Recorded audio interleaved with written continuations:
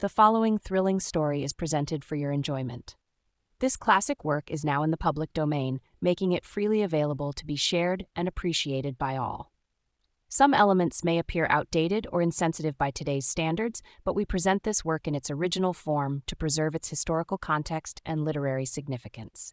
Sit back, relax, and indulge in this timeless tale. Please like, comment, subscribe, and share. Every bit helps this channel grow. The Living Brain by Terry Hendryx Adventures into Darkness No. 14, June 1954. The mad scientist took a step over the human dividing line. As I climbed the winding path to the great ramshackle house my cousin Albert had inherited, the uneasiness in me increased. It was silly, I told myself. There would no doubt be some very good reason why Harry Sieberling, the brilliant young scientist who had been staying with Albert for the past 6 months, had not dropped around for his weekly game of chess this night. But still, the feeling of unease, almost of dread, persisted. Maybe it was because I was remembering the look of fear I detected way back in Harry Sieberling's gray eyes the last couple of times we'd played chess together. "You need a rest," I'd told him.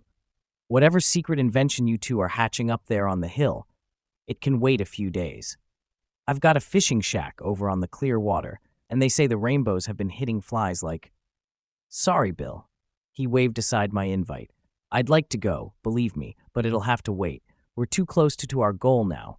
Albert doesn't even like my coming down here for a game of chess. He would throw a fit." "Might do him good," I said. "At least it would prove he's human and not some mechanical robot that sits up there in his lab on the hill for months on end without sticking his nose out for as much as a breath of fresh air." Harry Sieberling sat straight up in his chair and looked at me with his jaw hanging down, like as if I'd belted him with a wet flounder. "A brilliant man, your cousin Albert," he defended then. But I could see the strange look come back into his eyes, and I knew it was fear even before he added, "But you're right about me needing a rest, Bill.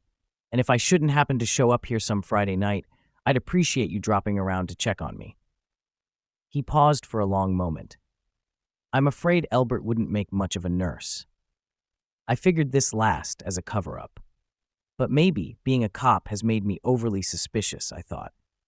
And as I approached the house now, I was thinking of these things, especially Harry's nequest that I check on him, and I didn't like the way they added up. I touched the butt of my .38 just for luck. Weeds grew high in the yard, where there had once been a rolling green lawn. There was a light in the heavily blinded windows of Cousin Albert's upstairs lab, but no other anywhere in the house. I pounded and shook the locked front door for 5 minutes before it suddenly swung open, and I could make out the dim, hulking figure of Cousin Albert standing there in the darkness. "What do you want?" "I'd like to see Harry Sieberling, if you don't mind." I disliked Albert so much I found it all but impossible to be even civil to him, and he felt the same toward me, I knew. I tried to be a bit more pleasant, as said again, "I came to see Harry. He's not here anymore." "Not here? Where is he?"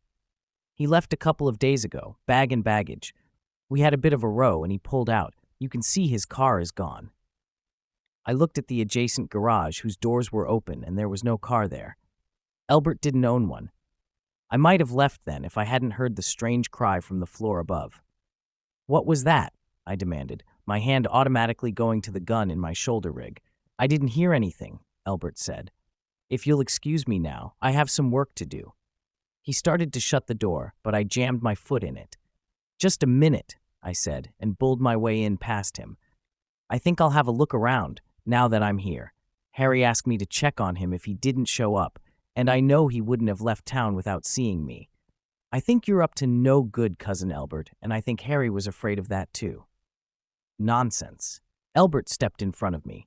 "You can't come in here. I forbid it. Not without a search warrant."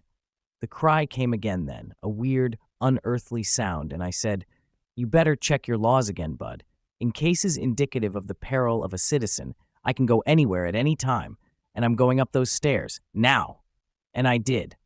I pushed Albert roughly aside and took the long flight of stairs 2 at a time. There was a crack of light coming from the door to the lab, and I flung the door open wide and went in. "Bill!" croaked a voice that I can only describe as mechanical. It was really a caricature of a human voice, and I could recognize nothing about it, but saw that it was coming from a gigantic robot standing on the far side of the room. "Who?" I began. "What? It's me, Harry Sieberling," croaked the robot. Or, rather, the brain of Harry Sieberling. "But quick, press that red activator button on the end of the table over there." "One move, and you're a dead man." Albert's voice came calmly from behind me, and I turned to see him standing in the doorway with a double-barreled shotgun lined on my brisket. "Remove your artillery, William, and very carefully. Penelope here has a hair trigger." I did as I was told. "What have you done to Harry?" The robot answered. "He killed me, my body, that is, and transplanted my brain into this mechanical horror we built. And all the time he led me to believe we would get a brain for it from some dying volunteer, though I half suspected he meant to use mine." "It had to be you," Albert said calmly, "or me. Having built the robot, we were the only two who knew enough about its intricacies to make it work." "And the body?" I asked. "It won't hurt you to know, since you've made it imperative that I do away with you too. I simply loaded it in Harry's car and drove the car off the old deserted dock in Weber's Bay." "You won't get away with it. Harry's relatives will stir up trouble." Albert chuckled, enjoying himself now, his ego swelled by his brilliance in covering all the angles, and he let the shotgun hang in the crook of one arm. "He doesn't have any relatives, nor any close friends. You were my only worry, and now that will be erased by your disappearance, with scarcely a chance that it will be traced to me. But what good will the robot do, hating you as it does?" Albert glanced proudly at the robot, relaxing his vigilance even more, and I edged stealthily toward the red activator button on the corner of the table. "In time, the brain will come to realize that I am its only salvation, that without me it too would die. It will cooperate in time." "Never," the robot croaked. "You overlooked one important thing. The brain of itself does not want to live. Without the body, there is no point, no pleasure in anything eating, sleeping, or any of the other small joys that otherwise make life endurable. I want to die, Albert, but not till I'm able to take you with me."